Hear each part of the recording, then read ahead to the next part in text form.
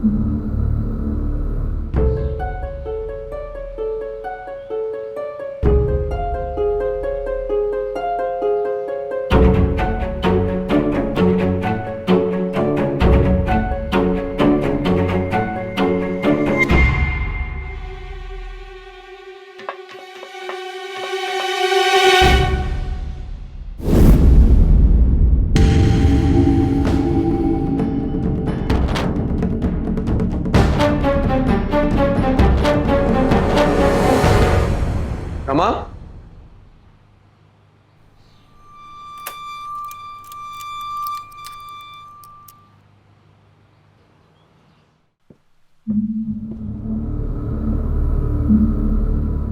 सुनीता जी के पोते का जन्मदिन है, वो ये मिठाई लाई थी, वो तो ले लो। रमा,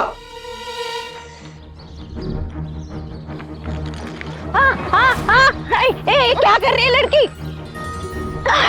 अरे पकड़ो उसको, मेरी दवाई लेके गई हो, मेरी दवाई लेके गई, पकड़ो।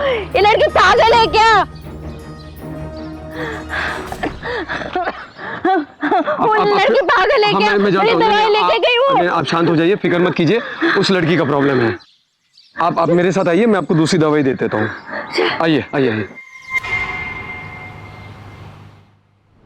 रमा, रमा, मरीजों के सामने इस तरह से पेश आते हैं, क्या सोचेंगे लोग हमारे बारे में? रमा, मैं तुमसे बात कर रहा हूं। अरे डॉक्टर साहब, अंदर क्या बैठे हो? बाहर मरीज तुम्हारा इंतजार कर रहे हैं।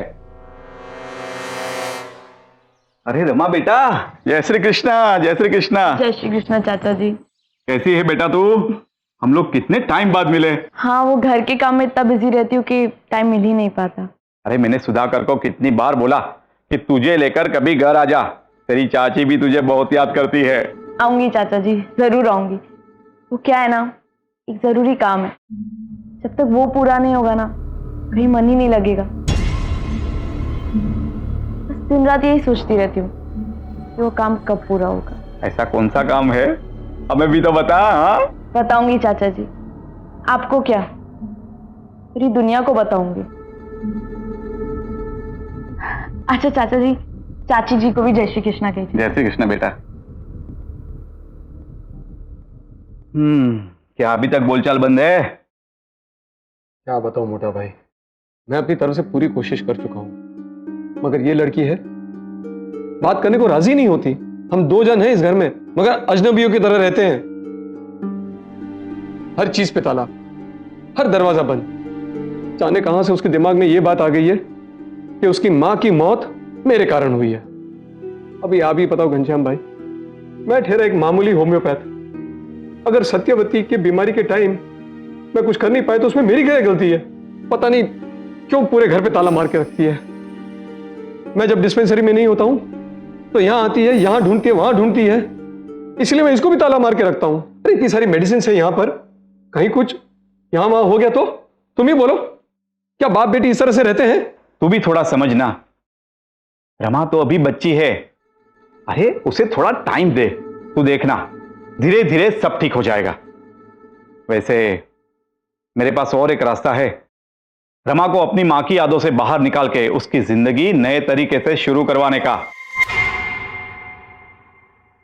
ये देख, मेरी बड़ी बहन के देवरानी का छोटा भाई अच्छा लड़का है, सरकारी नौकरी भी है और अपना घर भी, और एक बार उसकी गृहस्थी जम गई तो वो पुरानी यादों से अपने आप बाहर निकल जाएगी। ठीक है, मैं अपनी तरफ से पूरी कोशिश करूंगा।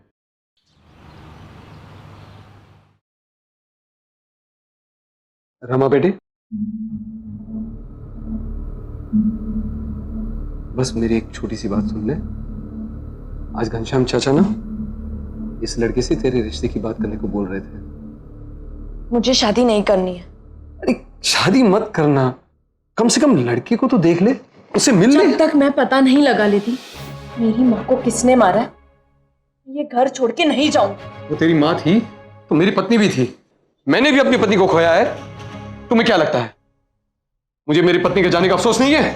अगर आपको अपनी पत्नी की इतनी चिंता होती ना, टाइम रहता आप उन्हें हॉस्पिटल ले जाते ना। मेरी माँ इससे तड़प तड़प के नहीं मरती। कहना क्या चाहती हो तुम? तुम्हारी मां की मौत का कारण मैं हूं। मैंने उसे मारा है।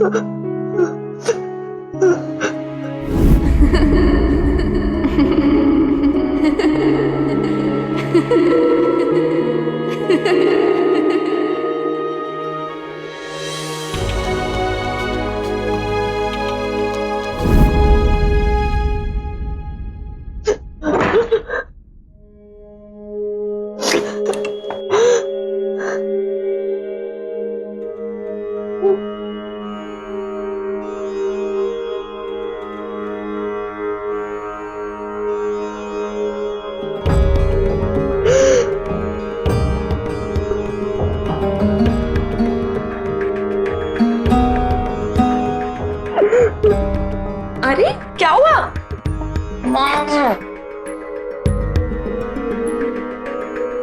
ये जब तुम्हारी शादी होगी तो इसी साड़ी में दुल्हन बनाऊंगी तुम्हें। बहुत सुंदर लगेगी मेरी बच्ची। जिन परिस्थितियों से रमा गुजर रही थी उनका अंदाजा लगाना भी हम सब के लिए बहुत मुश्किल है। एक तरफ जहां उसने अपनी मां को समय से पहले खो दिया था, वहीं दूसरी तरफ उसे ये शक था कि उसके अपने पिता उसकी मां की अचानक मृत्यु के जिम्मेदार हैं। रमा जानती थी कि अगर उसका शक बेबुनियाद निकला तो शायद हमेशा के लिए बाप बेटी में तनाव बन जाएगा। इस बात के डर से क्या अपनी मां के देहांत के राज जाने बिना रमा हौसला हार जाएगी?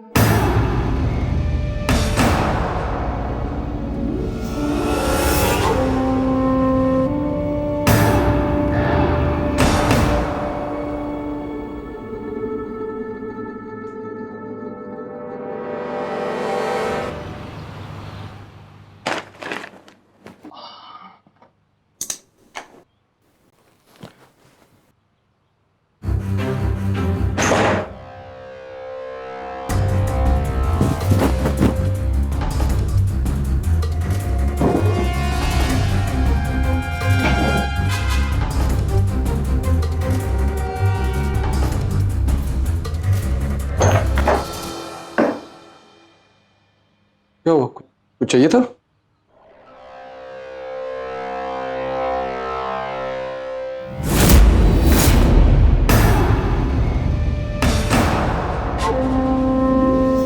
क्या हुआ?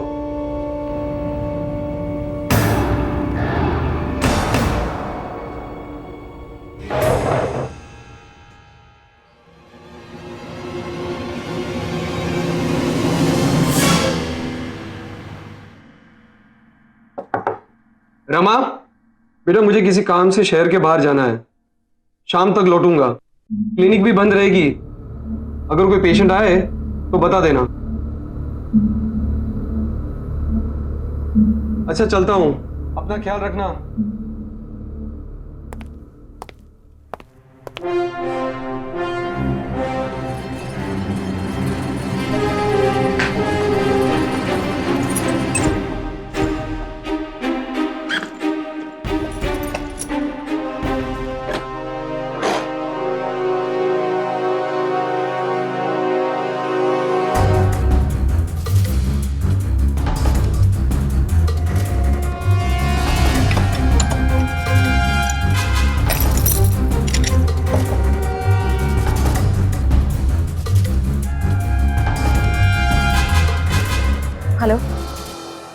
निकल गई हूँ, आधे घंटे में मुझे वहीं मिल। एक बार हाँ, फिर से सोच ले रमा। सोच लिया और कोई चारा भी नहीं है। लेकिन ये तो सोच कि अगर अंकल को पता चला कि तू उनके पीछे उनकी जासूसी कर रही है तो वो क्या सोचेंगे। मुझे समझने का वक्त नहीं है, तो टेंशन मत ले, बस बात कर। चल। गणेश भाई, हाँ जी। ये है मेरी दोस्त रमा। उसके पापा ने इसको अपनी क्लिनिक की चाबी दी थी, पर गलती से वो कहीं खो गई। आप चल के दूसरी चाबी बना दो ना। मेरे को तो ये बहुत काम है और वो दूसरा आदमी भी आज छुट्टी पे। एक काम करो, मैं शाम में आता हूँ ना। नहीं नहीं, मुझे अभी के अभी चाहिए, शाम को नहीं। आप चाहिए तो मैं आपको डबल दे दूंगी। वो क्या है ना गणेश भाई, अंकल बहुत गुस्से वाले हैं। अगर उन्हें मालूम चला कि चाबी खो गई है तो बवाल मचा देंगे। आप प्लीज चल के दूसरी चाबी बना दो। अच्छा ठीक है, चलिए। राजू भाई, जरा दुकान देखना, मैं आता हूँ।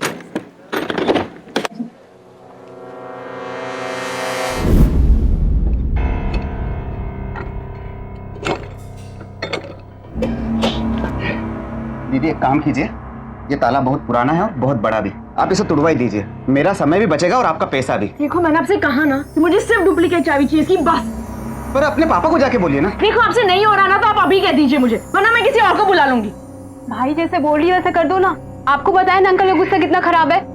हाँ, अंकल का गुस्सा कितना खराब है वो तो बेटी को देख के पता पड़ रहा है। अपना क्या, आपका ताला, आपके पैसे।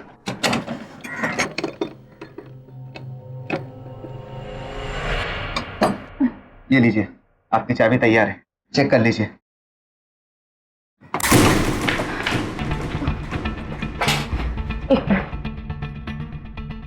तू फोटो क्यों ले रही है? सुन, जो चीज जैसे अभी है ना, चाहते समय बिल्कुल वैसे ही रख के जाना है। मेरे डैड ना बहुत चालाक है, एक गलती भी पकड़ ली ना तुम तुरंत बच जाएगी। लेकिन ये तो बता हम यहाँ क्या कर रहे हैं। अरे हाँ सुन, देख, एक लाइट ग्रीन कलर की बोतल ढूंढनी है और एक रेड कलर की डायरी है। जल्दी जल्दी ढूंढ।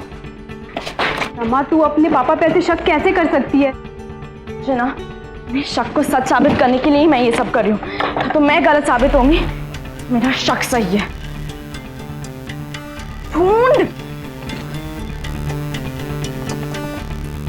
रमा ये देख, या ग्रीन, लाइट ग्रीन बॉटल यार।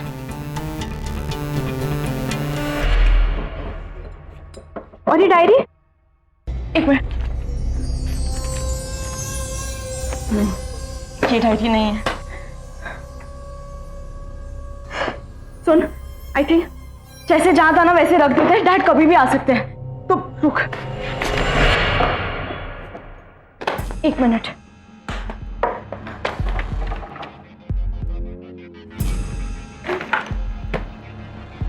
तू ये रजिस्टर क्यों देख रही है। यार इसमें ना सारे पेशेंट्स की पूरी डिटेल्स है। लेकिन उनकी डिटेल्स का तू क्या करेगी। क्या इनमें से किसी से भी मदद मिल सकती है। लेकिन वो स्क्रीन बोतल में ऐसा क्या था जो तू। ग्रीन बॉटल मेरे डैड ना उसी समय डिस्पेंसरी में लाए थे जब मेरी मॉम की तबीयत खराब होने लगी थी। और पता है, मैं रोज ये डिस्पेंसरी साफ करती थी। यहाँ के हर केमिकल, हर दवाई, सब चीज की नॉलेज थी मुझे। और वो केमिकल ना मैंने पहली बार तब देखा था जैसे मेरी मॉम की तबीयत खराब होने लगी थी ना। बस उस केमिकल का ना, केमिकल भी खत्म होते जा रहा था। और जैसे मेरी मॉम चली गई ना, केमिकल भी गायब हो गया। ये बात मैंने आज तक उस केमिकल को नहीं देखा है। और वो डायरी भी मेरी डैड के लिए बहुत इंपॉर्टेंट थी। वो अपनी लाइफ की सारे फॉर्मूलेज जो रिसर्च किए ना वो सब उस डायरी में लिखते थे। जैसे ही मॉम चली गई ना, वो डायरी भी गायब हो गई। मुझे शक है कि उस डायरी में भी ऐसा कुछ था जो दोनों ही चीज नहीं मिल रही है। हाँ। सुन, पापा कभी भी आ सकते हैं, जल्दी से सब सामान वैसे ही रख दे।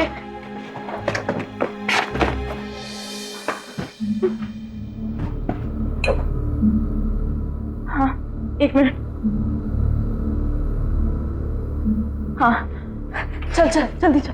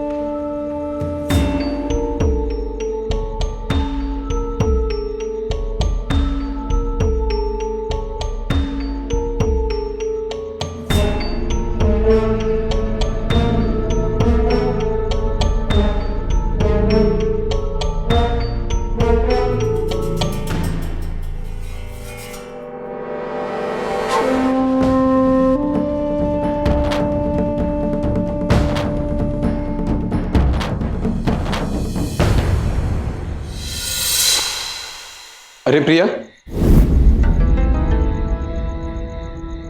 नमस्ते अंकल, कैसे हो आप?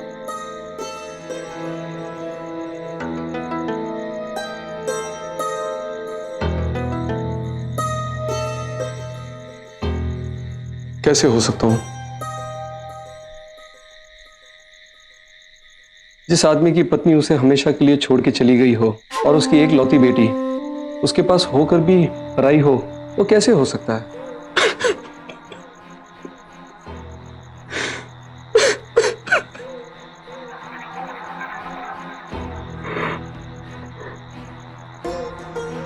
बेटा, मैं तुझे हाथ जोड़ के विनती कर रहा हूं, समझा अपनी दोस्त को कि होने की सजा इस बेचारे बाप को ना दे। अगर तुम्हें लगता है कि तुम्हारी मां की मौत कोई चीज से हुई थी जो मैं यहां डिस्पेंसरी में या घर के किसी कमरे में छुपा रहा हूं ना, तो ये ले, जहां तेरा जी चाहे उस चीज की तलाशी कर ले।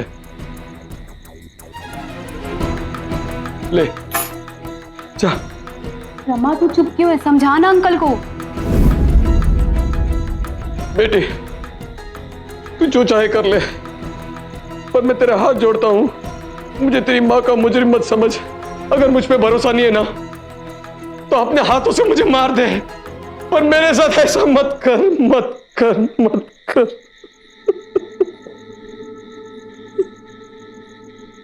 प्रिया, तेरी माँ इंतजार कर रही होगी, तो प्लीज जा। नहीं, पहले तू अंकल से माफी मांग और वादा कर कि तू उन्हें कभी नहीं सताएगी। देख रमा, अब इस परिवार में तू और तेरे पापा ही तो है, तुझे उनका ख्याल रखना चाहिए। और तू उन्हें ऐसे दुख दे रही, बस कर रमा, अब बहुत हो गया। माफ कर दे अपने पापा को। देख वो कितने दुखी हैं।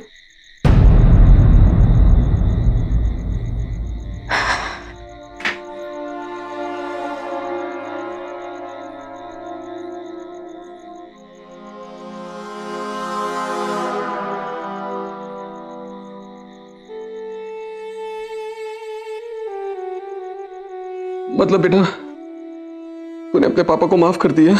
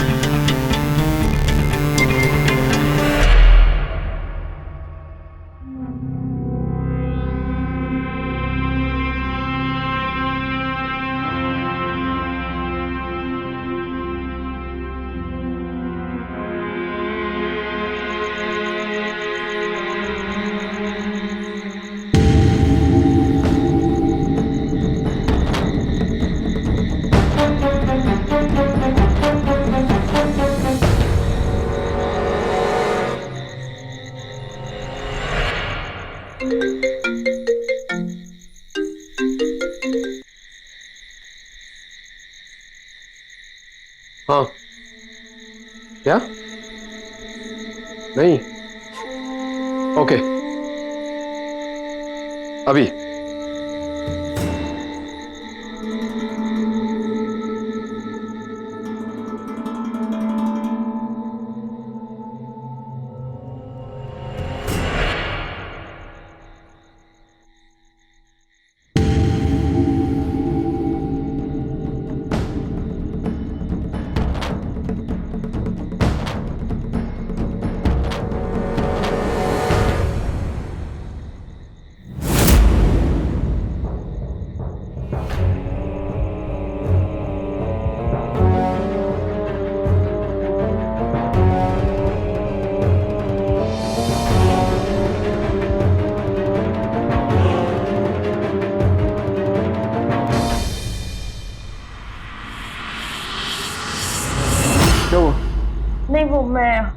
हलवा रखा था नहीं आपने नहीं, खाया। मुझे देर हो रही, मुझे बाहर जाना है, ये फ्रिज में रख दे। और सुनो, रात को ना मेरे लिए रुकना नहीं।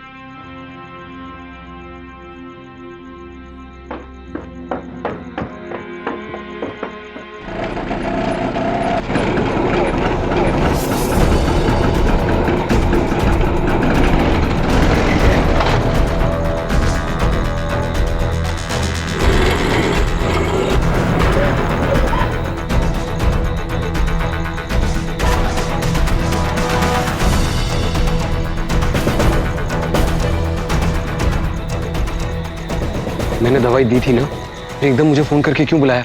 अब क्या करता सुधाकर भाई, आपने जो दवाई दी वो मेरे हाथ से फिसल कर गिर गई कहीं तो भी। अब दवाई देने के लिए थी ही नहीं मेरे पास। मजाक लगता है तुम्हें? इतनी लापरवाही जानते हो तुम्हें और मुझे कितनी महंगी पड़ सकती है? अब ये लो, पूरे कोर्स की दवाई फिर से दे रहा हूं, जब तक काम नहीं होता हम मिलेंगे नहीं। और अब की बार दवाई गिराना मत।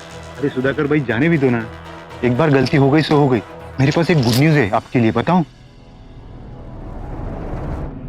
जाओ, हम बाद में बात करेंगे, जाओ।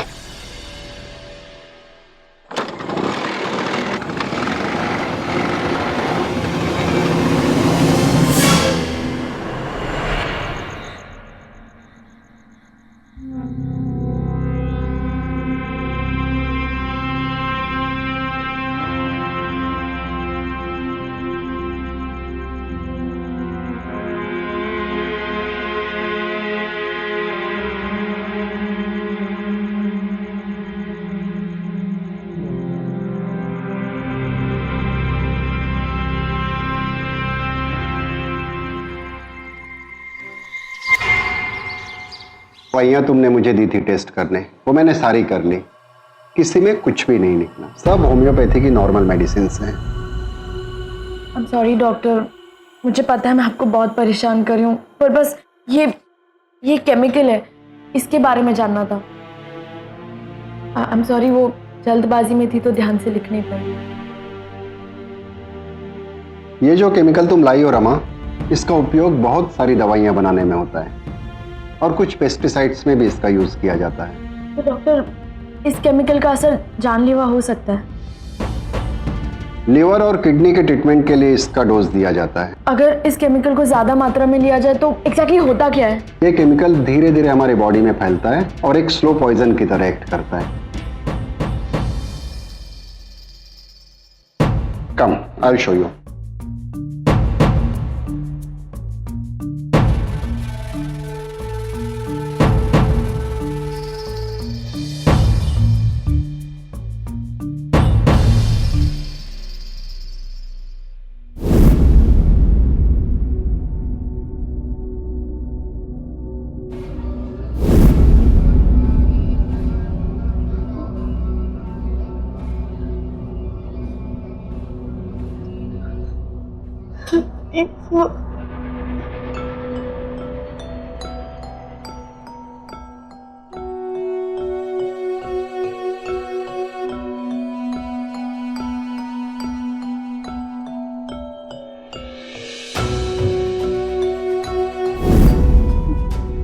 रमा, रमा, क्या हुआ?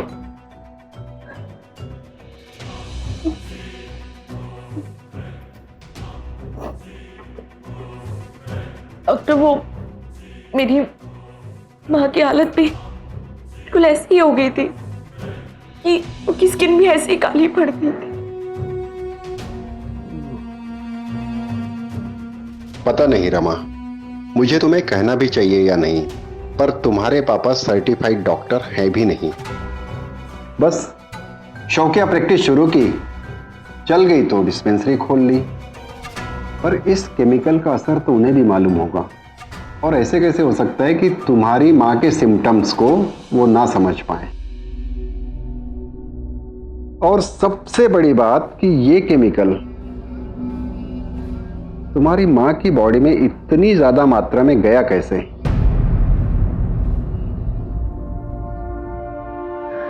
डॉक्टर, ऐसे कई सवालों के जवाब ना खुद ढूंढने की कोशिश कर। जब तक मुझे इन सवालों के जवाब नहीं मिलेंगे ना, मैं नहीं रुकने वाली। कितने शर्म की बात है। एक डॉक्टर का धर्म होता है अपने मरीज का सही ढंग से इलाज करना, पर यहाँ तो डॉक्टर अपने पेशे को ही इस्तेमाल करके खुलेआम अपराध कर रहा था। सुधाकर ना सिर्फ कानून का बल्कि अपनी पत्नी और अपनी बेटी का भी अपराधी था। लेकिन जिस चालाकी से उसने अपने इस काम को अंजाम दिया था, उसके खिलाफ सबूत जुटा पाना लगभग नामुमकिन था। रमा के लिए असली चुनौती ये थी कि अपने पिता को दुनिया के सामने अपनी मां की मौत का जिम्मेदार साबित कैसे करे।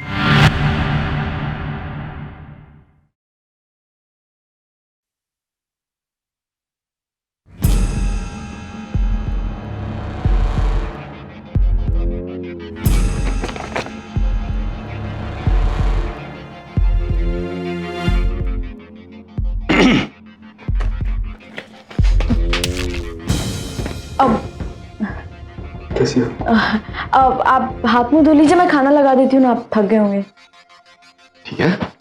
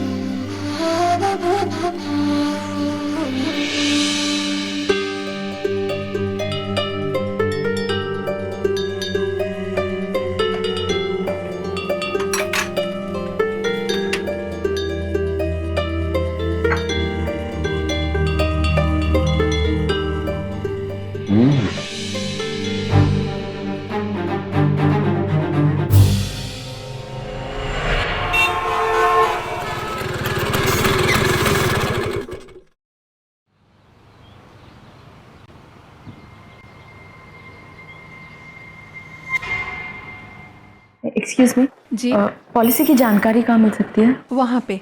Okay thank you. Excuse me ji मुझे इस पॉलिसी के बारे में जानकारी चाहिए थी। ये कब ली गई थी और इसकी बेनिफिशियरी कौन है? आप कौन? मैं मिसेस सत्यवती दोषी की बेटी, जिनके नाम पे ये पॉलिसी है। ठीक है, ये पॉलिसी सत्यवती दोषी के नाम पर है और इसे 6 महीने पहले ही खोला गया था। इसकी पॉलिसी अमाउंट है 50 लाख और इनके बेनिफिशियरी मिस्टर सुधाकर दोषी। आपको अगर ज़्यादा इन्फॉर्मेशन चाहिए तो आप हमारे मैनेजर अतुल सक्सेना से बात कर लीजिए, वो वहाँ पर है।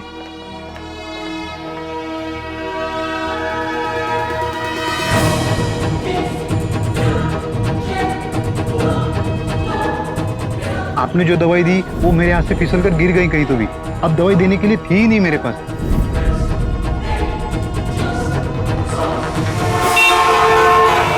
रमा, कहाँ हो बेटा? हाँ बेटा एक कप चाय मिलेगी? मुझे पता था आपको चाय चाहिए होगा, इसलिए मैंने रेडी रखा है। नाश्ता भी है। अच्छा वो मुझे प्रिया से मिलने जाना है तो मैं। हाँ ठीक है, जल्दी आ जाना।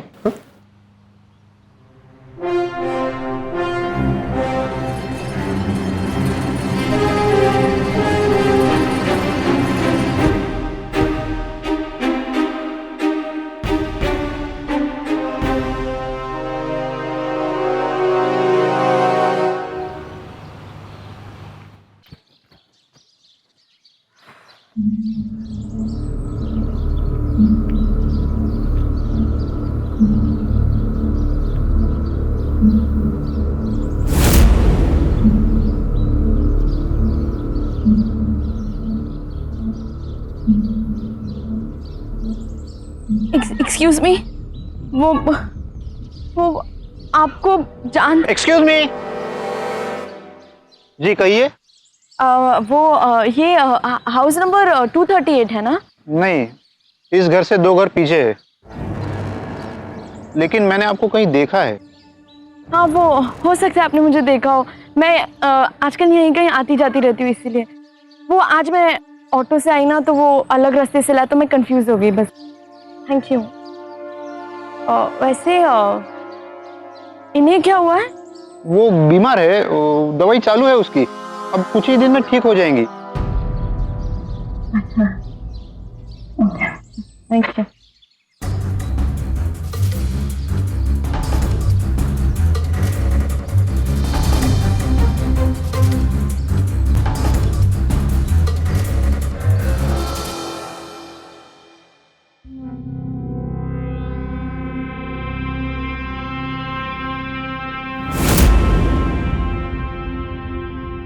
पापा चाय पी लीजिए, ठंडी हो जाएगी। Thank you. नमस्ते डॉक्टर साहब। नमस्ते, बैठिए। कहिए, क्या परेशानी है?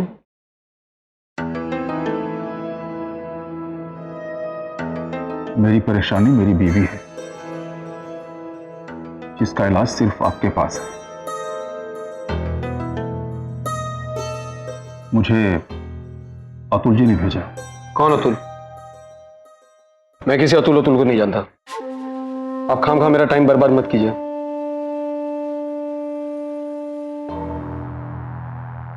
क्या अब भी मैं आपका टाइम बर्बाद कर रहा हूं? क्या है ये?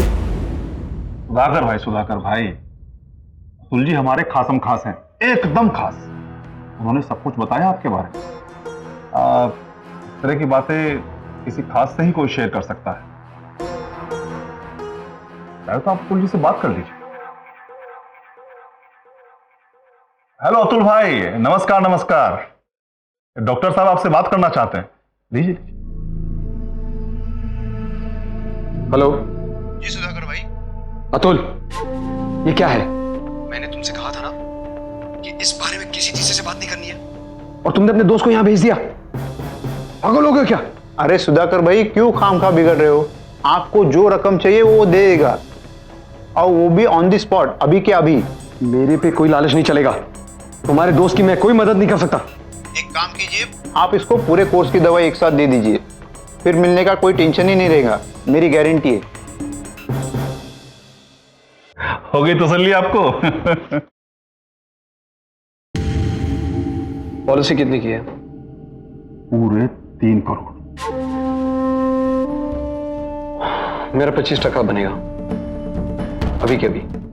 हाँ दे देंगे, पूरा दे देंगे। आपकी पत्नी की रिपोर्ट्स लाए हैं? हाँ लेकर आए। दिखाएं। नाम क्या बताया आपने? संदीप। Thank you. ये रिपोर्ट्स किस लिए? ताकि हम ये तय कर पाएं कि कितनी मात्रा में हमें डोसेज देना है। सुधाकर भाई, पैसा तो पूरा मिल जाएगा, लेकिन इलाज की क्या गारंटी है? कहीं किसी को कोई शक वक हो गया तो?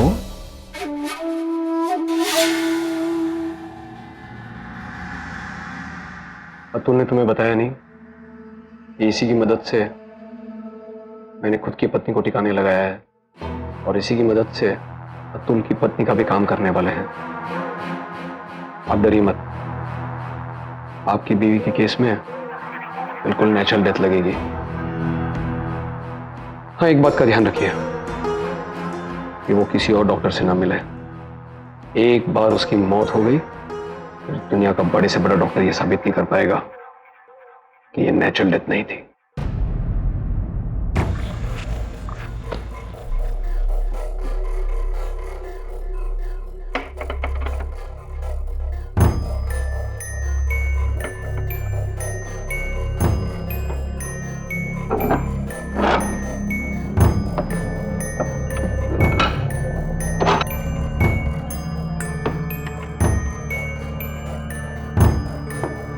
ये सब क्या है? साइंस है बच्चे। अरे रमा, क्या हुआ? क्या कर रही हो? इसी डायरी में लिखा है ना हमारे जहर बनाने का फॉर्मूला। क्या बकवास कर रही हो? इसी जहर से आपने मेरी माँ को मारा ना, और आजकल नलिनी सक्सेना को भी यही जहर दिया जा रहा है ना। कौन नलिनी? कैसा जहर? लगता है तुम फिर से पागल हो गई हो। चलो जाओ यहां से। सर, मेरी लड़की थोड़ी पागल हो गई है। आप ऐसा कीजिए, आप बाद में आ जाइए प्लीज। कोई नहीं, मैं बैठा हूँ, वेट कर रहा हूँ। रमा, अब तू जा यहां से, मुझे इन्हें कोई जरूरी दवाई देनी है। वही दवाई तो माँ को दी थी। रमा, जाती है कि नहीं? चल जा यहां से। नहीं, मैं तो चली जाऊंगी, क्योंकि है ना, मुझे सिर्फ इतना पूछना था कि आपको सर दर्द, बदन दर्द या बेहोशी ऐसा कुछ महसूस हो रहा है क्या? अरे नहीं, वो क्या है ना, जो दवाई आप माँ को दे रहे थे ना, वही सेम दवाई आजकल आपके चाय, खाने, ये सब में मिलाकर दे रही थी। वैसा ही असर होना चाहिए ना जैसे माँ को हो रहा था। मुझे क्या बकवास कर रही हो? तुम देखती हो ना पेशेंट बैठे हैं। हाँ चल जा तू यहां से। मैं कम इन डॉक्टर? क्यों फ्रॉड डॉक्टर, लगता है अब इलाज की जरूरत तुम्हें पड़ने वाली है। कौन हो तुम? Shankar Dikshit, senior doctor, government homeopathy college. तो तुमने मेरी बेटी को मेरे खिलाफ भड़काया है। मेरे प्रैक्टिस से तुम चलते हो। तुम फ्रॉड डॉक्टर हो ना, मैं तुम्हें छोड़ूंगा नहीं। जिससे माँ को नहीं छोड़ा था, जिससे आपने उनकी जान ली थी। ए रमा, बहुत बोल चुकी है तुम। चल जा यहां से, और तुम्हारी इस डॉक्टर को ना मैं जेल भिजवाऊंगा, तुम देखना। अरे इंस्पेक्टर साहब, अच्छा हो गया आप लोग आ गए। ये मेरी बेटी ना, ये पागल हो गई है, और ये फ्रॉड डॉक्टर इसकी मदद से मुझे बदनाम करने की कोशिश कर रहा है। आप दोनों को अरेस्ट कर दीजिए। बस बस पापा बस। इंस्पेक्टर साहब, ये जो रेड डायरी आप देख रहे हैं ना, इसी में जहर का फॉर्मूला है, इन्होंने खुद ने लिखा है। और ये ग्रीन बॉटल, इसी से मेरी माँ की मौत हुई है। हाँ इसमें फॉर्मूला जरूर है, मगर इससे ये साबित नहीं होता कि ये केमिकल मैंने इसकी माँ को पिलाया है। हाँ, आपकी पत्नी को यह केमिकल आपने नहीं दिया, ये तो साबित नहीं होता, लेकिन मिसेस नलिनी सक्सेना को उसके पति जो केमिकल दे रहे हैं वो केमिकल आप ही उन्हें दे रहे हैं, ये बात जरूर साबित होगी। वैसे ये जानकर आपको बहुत अफसोस होगा कि मिसेस नलिनी सक्सेना को हमने समय रहते हॉस्पिटल में एडमिट कर दिया है और उनका इलाज चल रहा है। और आपके दोस्त अतुल सक्सेना, वो पुलिस की हिरासत में। उन्होंने अपना जुर्म कबूल कर दिया है। इंस्पेक्टर साहब, ये सब झूठ है, मैं किसी नलिनी को नहीं जानता। करेक्ट। अतुल ने तुम्हें बताया नहीं कि इसी की मदद से मैंने खुद की पत्नी को ठिकाने लगाया है, और इसी की मदद से तुम की पत्नी का भी काम करने वाले हैं। आप डरिए मत, आपकी बीवी के केस में बिल्कुल नेचुरल डेथ लगेगी। Senior inspector Sandeep, crime branch, अब तुम्हारा खेल खत्म। सुधाकर दोषी। क्यों पापा, क्यों अपने चंद रुपयों के लिए मेरी माँ को मार दिया? हाँ, उसको भगवान का दर्जा दिया जाता है, लेकिन आप तो इंसान भी नहीं निकले। मुझे अफसोस होता है कि मैं आपकी बेटी हूँ। मैं अपना नाम तो नहीं बदल सकती, लेकिन नहीं, जो हमारा रिश्ता है ना, तो मैं खत्म कर ही सकती हूँ। आप मेरी माँ की कातिल है, कातिल, और आपको सजा जरूर मिलेगी पापा। Arrest him. चलो।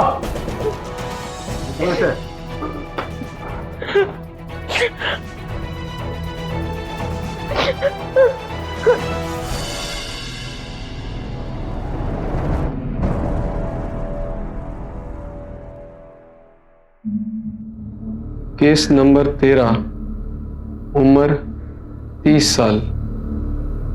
अपने दोस्त की मदद करने के लिए उसकी पत्नी को जहर देकर मार डाला। लगातार 4 महीने दवाई दी। 4 महीने बाद किडनी फेल होने से मौत।